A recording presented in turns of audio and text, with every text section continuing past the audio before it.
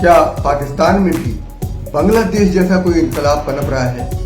कहीं से कोई एहतजाज की लहर उठने वाली है और हुकूमत का तख्ता उलटने वाला है?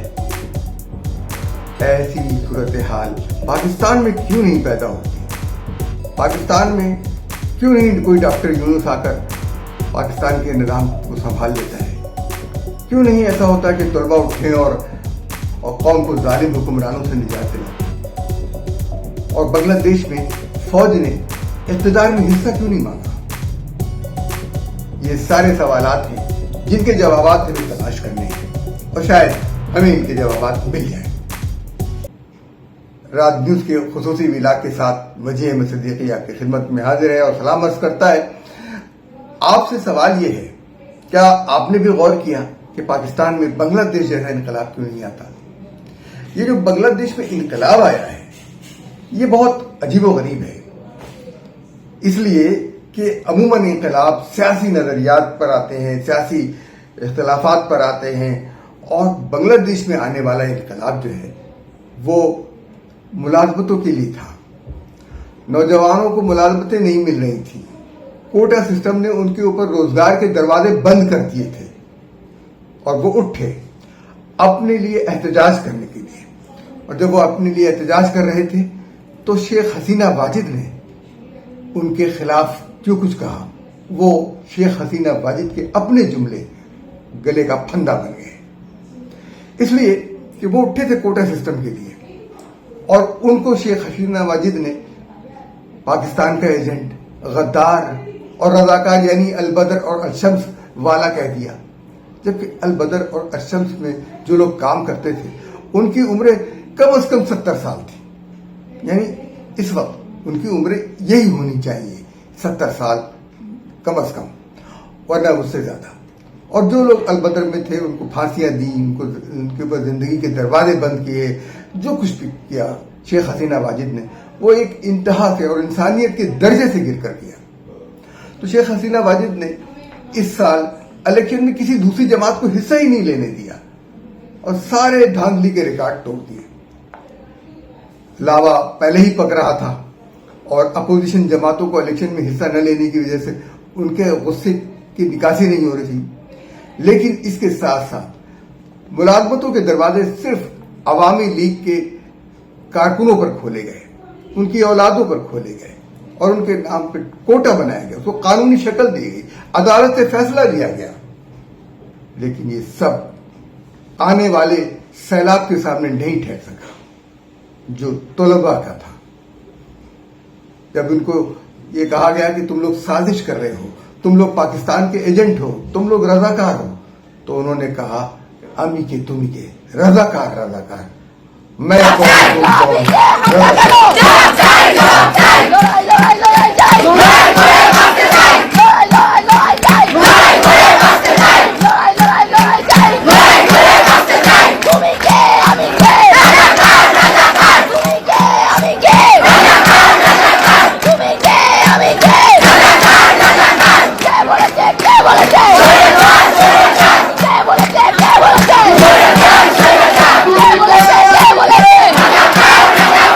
कौन तुम कौन, रजाकार रजाकार, और पाकिस्तान जिंदाबाद के भी नारे लग गए। शेख हसीना वाजिद ने उन लोगों को जो लोग अपने हक के लिए उठे थे गद्दार करार दिया और फिर उसका नतीजा उन्होंने देखा। इस तहरीक की क़यादत 26 साल के एक नौजवान के हाथ में है जो पाकिस्तान से अलहदा होने के कितने साल बाद पैदा हुआ होगा, उसको तो पता भी नहीं होगा। उसने तो जब होश संभाला तो ये देखा कि उसके मुल्क पर शेख हसीना वाजिद की हुकूमत है।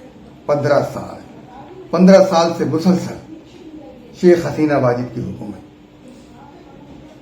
तो ये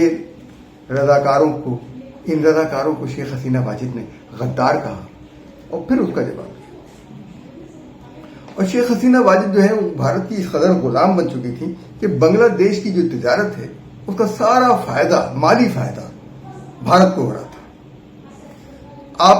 मैं इस हवाले से जो कुछ कहूं वो हमें पाकिस्तानियों से अगर हम इसका मवाजना करें तो बहुत عجیب و غریب صورتحال پیدا ہوگی۔ یہاں پاکستان میں ایک وزیر ہیں مصدق ملک، وہ فرماتے ہیں کہ جو لوگ پاکستان اور بنگلہ دیش کا موازنہ کرتے ہیں وہ ملک دشمن ہے۔ یہ بالکل اسی طرح کا بیان ہے جیسا کہ شیخ حسینہ واجد نے دیا تھا۔ پاکستان کا حصہ تھا، مشرقی پاکستان تھا، بنگلہ دیش بنا دیا مغربی پاکستان بنانے والوں نے۔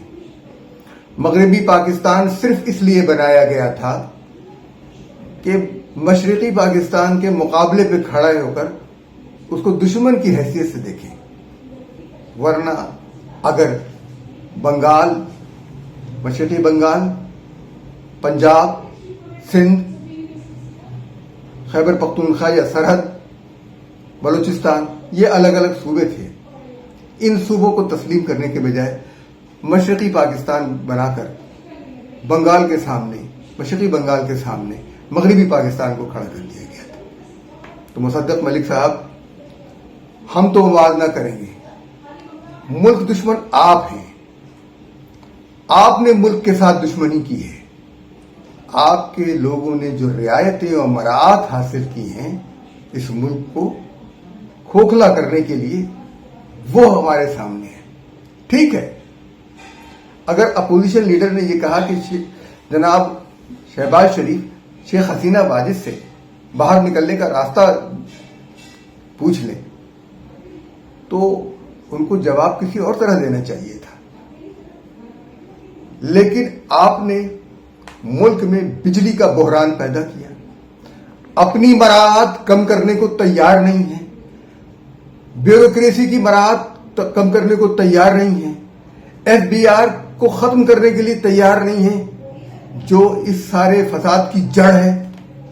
مجھے یہ بتائیے کہ اتنے بڑے پیمانے پر کھربوں روپے کا ٹیکس جو ہے وصول کیا جاتا ہے اور خزانے میں صرف اربوں روپے دکھائے جاتے ہیں، چند ارب روپے، کہ اتنا ٹیکس وصول ہوا۔ اسے اگر ہم موازنہ کریں تو بنگلہ دیش کے اندر شعور ہے، جاگیرداری نہیں ہے، زمینداری نہیں ہے، سرمایہ داری نہیں ہے، اور امریکہ کی غلامی بھی نہیں ہے۔ یہاں پر ہر مرض، ہر چیز موجود ہوگا۔ بنگلہ دیش میں چھاتروں لیگ نے، عوامی لیگ کی اسٹوڈنٹ نے جو خوریزی کی، اور کہتے یہ ہیں کہ 300 نہیں بلکہ 1000 سے زیادہ لوگوں کو قتل کیا، تو اس لیے وہاں پر انقلاب آیا۔ بہت سے لوگ یہ کہتے ہیں کہ یہ صرف جماعت اسلامی کی وجہ سے، اور ہندوستان بھی یہ پروپیگنڈا کرتا ہے کہ جماعت اسلامی کی وجہ سے، تاکہ اس انقلاب کو ایک فنڈامنٹلسٹوں کا انقلاب کہا جائے، بنیاد پرستوں کا انقلاب کہا جائے، مذہبی لوگوں کا انقلاب کہا جائے۔ لیکن جب انہوں نے ڈاکٹر محمد یونس کو بلا کر کیئر ٹیکر حکومت بنائی ہے تو اسے ثابت ہو جاتا ہے کہ یہ مذہبی رنگ کا انقلاب نہیں ہے، یہ حقوق کا انقلاب ہے، یہ ان حقائق کا انقلاب ہے جس کو ہندوستان بھی نظر انداز کر رہا تھا اور پاکستان بھی نظر انداز کر رہا ہے۔ پاکستان خود اپنے اندر ایک انقلاب کو پال رہا ہے۔ افسوس کی بات یہ ہے کہ اس انقلاب کے پاس قیادت نہیں ہے۔ اس لیے قیادت نہیں ہے کہ جو بنیادی چیزیں ہوتی ہیں قیادت کے لیے وہ ختم کر دی گئی ہیں۔ پاکستان کے حکمران سیاسی طور پر باشعور لوگ نہیں ہیں، یہ سیاستدان بھی نہیں ہیں، یہ تاجر ہیں، تاجر، یہ صرف سودا کرتے ہیں، مفادات کا سودا، یہ مفاد پرست لوگ ہیں، یہ سیاستدان نہیں ہیں، ان کے اندر کوئی بھی سیاستدان نہیں ہے، یہ صرف مفاد پرست ہیں۔ ان مفاد پرستوں نے اپنے اپنے مفادات کی نگرانی کی ہے، اور ان کی حکومتیں کسی بھی ایک ایشو پر ختم ہو سکتی ہیں۔ کوئی بھی مسئلہ ہو، عوام میں جو لاوا پک رہا ہے اس کو کوئی نہیں روک سکے گا، یہ پھٹ پڑے گا کسی نہ کسی دن، اور اس کی قیادت کسی ایسی جگہ چلی گئی جس کو کنٹرول نہیں کر سکتے آپ۔ تو یہ وقت آنے والا ہے، اس سے ڈریں۔ اور پاکستان کا اقتصادی نظام تو کھوکھلا ہو ہی چکا ہے، اس لیے کہ پاکستان کے عوام پر جو بھاری ٹیکسز لگائے گئے ہیں اس کے باوجود معیشت نہیں سنبھل رہی۔ اس لیے کہ حکومت چھلنی میں پانی جمع کر رہی ہے. چھلنی کے یہ چھید وہ مراعات ہیں جو سرکاری ملازمین کو، اعلیٰ افسران کو، خاص کر فوجی افسران کو، عدلیہ کے جج حضرات کو، پارلیمنٹ کے ارکان کو، کابینہ کے وزراء کو اور اعلیٰ عہدوں سے ریٹائرڈ ہونے والے افسران اور ججوں کو دی جا رہی ہیں. یہ تقریباً $20 ارب سالانہ کے برابر ہے. $20 ارب سالانہ پاکستان کے ٹیکسوں سے چوری کر کے ان کو یہ مراعات دی جاتی ہیں. $20 ارب سالانہ. ایک ارب ڈالر کے لیے IMF کے سامنے ہاتھ باندھتے ہیں اور پاکستان کے عوام جو اس سے بھی کئی ارب ڈالر سالانہ لوگوں کو ٹیکس کی مد میں دیتے ہیں، یہ چوری ہوتے ہیں. ٹیکس کی چوری پر پھر بھی ہم کبھی آپ کو بتائیں گے کہ کتنے ٹیکس کہاں سے چوری ہوتے ہیں اور کیوں نہیں قومی خزانے میں پہنچتے. عوام کا تو خون نچوڑ لیتے ہیں لیکن قومی خزانے میں اس کو نہیں جمع کرایا جاتا. تو یہ چور ہیں، یہ لوگ ہیں نااہل. ان کے شناختی کارڈ ضبط کرو، ان کے بیرونی دوروں پہ پابندی لگاؤ، ان کو جیل میں ڈالو، ان کو پھانسی پہ لٹکاؤ. یہ ہے. اس لیے یہ ضروری ہوگا پاکستان میں انقلاب کے لیے، یہ ضروری ہے کہ ایسے اداروں کو ختم کیا جائے جو چوری کر رہے ہیں. چھلنی میں پانی جمع کر رہی ہے یہ حکومت. اور یہ بھی اسی پر بس نہیں ہے. ایک تو ڈالر خرچ ہو رہے ہیں، دوسرے یہ ڈالر ملک سے باہر بھیج رہے ہیں. اور صرف اس طرح نہیں، وہ افسران جو ریٹائر ہو گئے اور ترک وطن کر کے پاکستان کو ناپسند کر کے دوسرے ملک کی شہریت اختیار کر کے وہاں بس گئے ہیں، ان کو پینشن ڈالروں میں دی جا رہی ہے. ان کی پینشن تو ختم کرو بھائی. ملک پر اتنا وہ ملک سے باہر گئے ہیں، ان کو ان کی اس پینشن کی ضرورت نہیں ہے، وہ اس کا استحقاق نہیں رکھتے. ان کو پینشن جو ہے آپ ڈالروں میں دے رہے ہیں اور ڈالر بھی اسی طرح چھن کر گزر رہا ہے. کرپشن الگ ہے، یہ نیچرل جو ہے، جو کچھ قانون بنائے ہوئے ہیں، یہ قانون بھی ایسا ہے جو ہماری معیشت کو چھلنی کر رہا ہے، چھلنی میں پانی جمع کر رہے ہیں. یہ لوگ پاکستان کے وفادار نہیں ہیں، بالکل وفادار نہیں ہیں. اپنے ایک پاؤ گوشت کی خاطر پاکستان کی گائے کو ذبح کرنا چاہتے ہیں اور کر رہے ہیں، اور کر ڈالا ہے. جب آپ یہ دیکھیں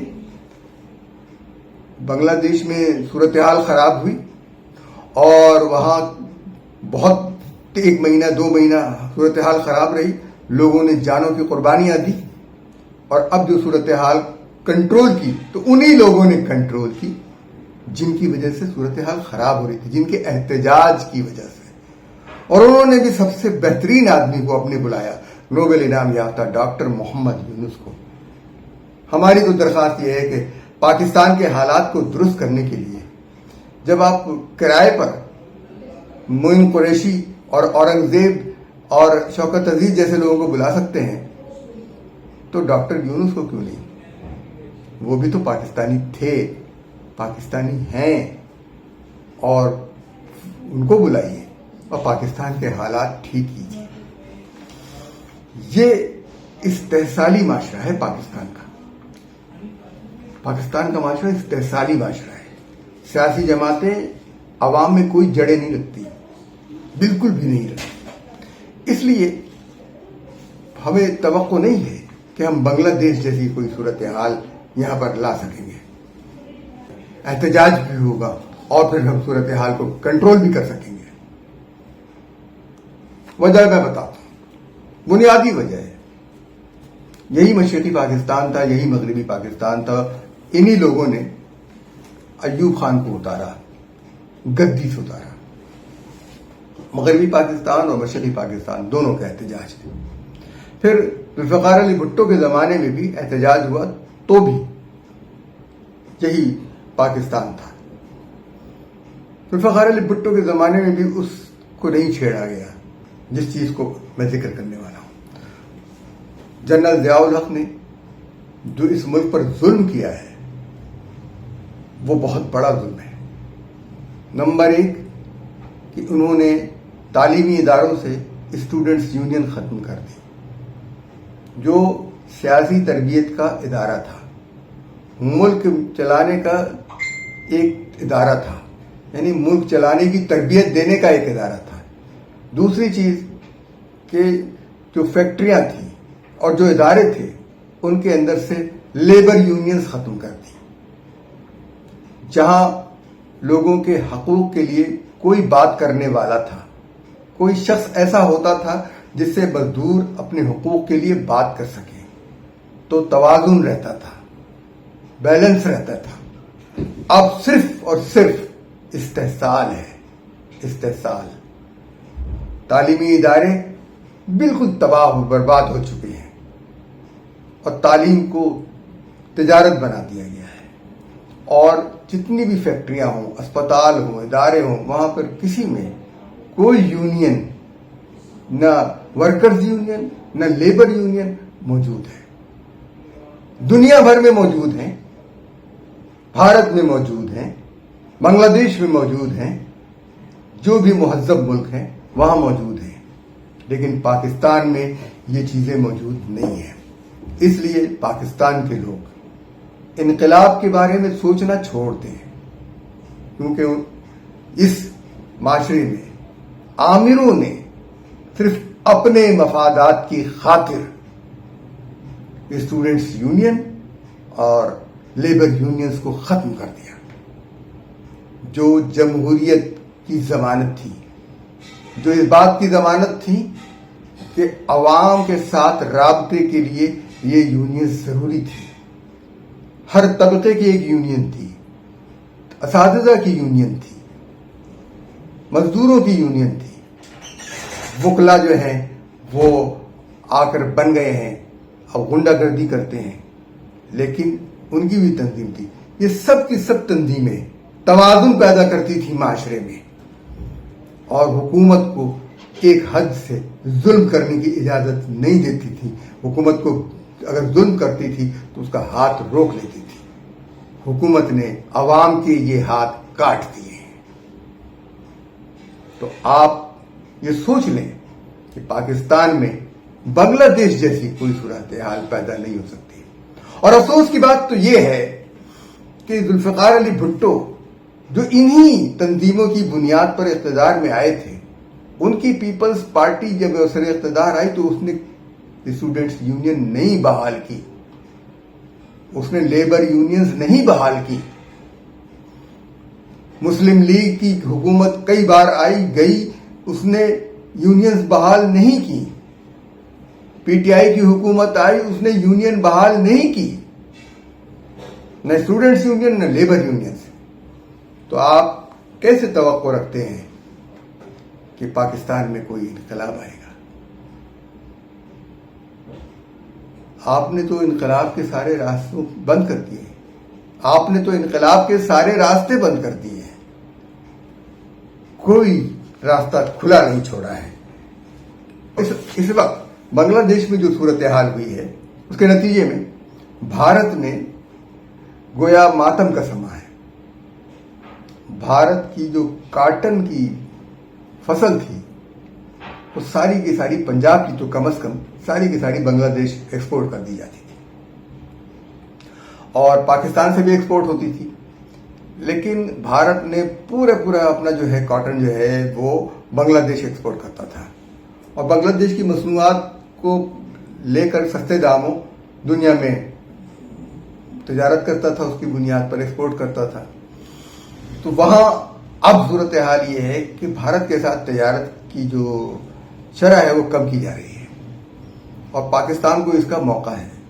لیکن پاکستان میں کیسے ہوگا یہ؟ بجلی تو مہنگی ہے، اور زراعت کے ساتھ بھی زیادتی ہے، کوئی رعایت نہیں ہے۔ ٹیکسز لگنے چاہیے، لیکن طریقے کے ساتھ، سلیقے کے ساتھ۔ وہ لوگ جو کاٹن پیدا کرتے ہیں ان کو کیا رعایت دی ہے؟ اب ہمارے یہاں سے جاگیردارانہ نظام ختم ہونا چاہیے۔ جب تک یہ جاگیردارانہ نظام ختم نہیں ہوگا، ہم عوام تک نہیں پہنچ سکیں گے اور ختم ہو جائیں گے. پھر کوئی ہمیں ہڑپ کر جائے گا. یہ زیادہ دیر نہیں چلے گا. یہ جو لوگ سمجھ رہے ہیں کہ ان کا نظام زیادہ دیر چلے گا، یہ زیادہ دیر نظام نہیں چلے گا. ہمارے ہاں تو اس طرح کی مثالیں موجود ہیں کہ جو ندیم الحق صاحب تھے، جو ڈاکٹر ندیم الحق تجارت کے ماہر بن کے آئے تھے، ان کو جو ہے 2.25 لاکھ ماہانہ پر ملازمت دی جا رہی تھی، اس لیے کہ اس وقت اس گریڈ کی یہی تنخواہ تھی. تو انہوں نے کہا کہ نہیں، مجھے 6 لاکھ ماہانہ پر ملازمت دی جائے. وہ چونکہ ہمایوں اختر کے رشتے دار تھے، اس لیے ان کو 6 لاکھ ماہانہ پر ملازمت دی گئی اور ٹریڈ پالیسی ایڈوائزر کی اسامی پر ان کو رکھا گیا. اور انہوں نے کہا انٹرنیشنل اسامی، اور پھر برآت کی بھرمار کروائی گئی. اسی قسم کے فیصلوں نے پاکستان کی معیشت کو ڈبویا ہے، اور ایسے ہی ٹریڈ کے ماہرین نے پاکستان کی تجارت کا بھی بیڑا غرق کیا ہے. جانتے کچھ نہیں اور شو یہ کرتے ہیں کہ بہت کچھ جانتے ہیں. یہ بات میں نہیں کہہ رہا، یہ جناب سید ارتقا زیدی صاحب نے اپنی کتاب ارتقا میں صفحہ نمبر 318 پر لکھا ہے کہ trade policy adviser doctor Nadeem ul Haq کی متنازع کارکردگی. تو یہ اور کیوں لکھا ہے یہ آپ جانیں.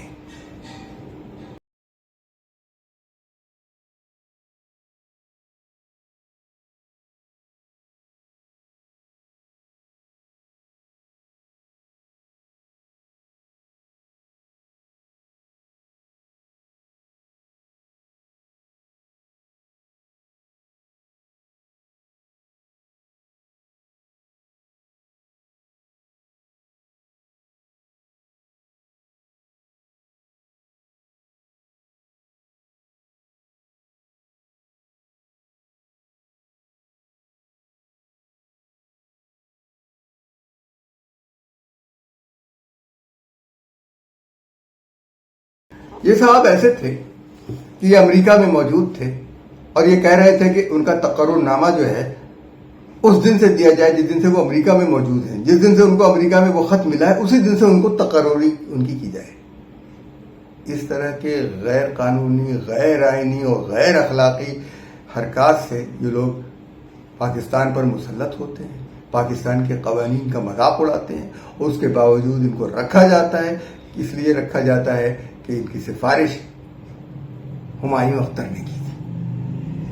ہمارا آج کا ولاگ آپ کو کیسا لگا، اس کے بارے میں ہم آپ کی رائے کے منتظر ہیں.